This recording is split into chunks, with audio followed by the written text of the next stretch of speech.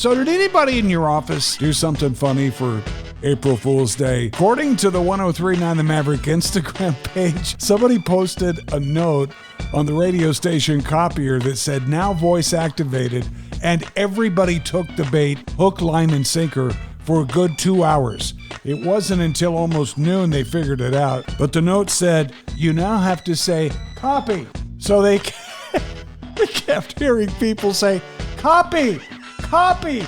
And of course, nothing was happening. I did, however, do some digging. And I remember this has been, 15, 16 years ago. Keith Urban was out on tour with Taylor Swift. She had not yet really hit, so she was batting leadoff for Keith Urban.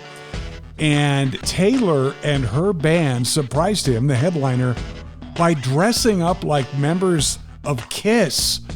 And some of the dancers actually dressed like Hershey Kisses, too.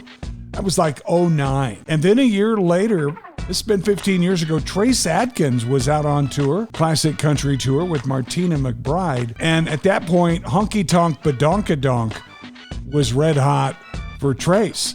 So Martina and her friend on her tour teased him by putting on great big old fake booties and coming out on stage as he was performing at and shaking their big old fake booties around. But one of the best pranks I've ever heard of. But back in the day, this was when Faith Hill was still hot. Brooks and Dunn were touring with Faith Hill.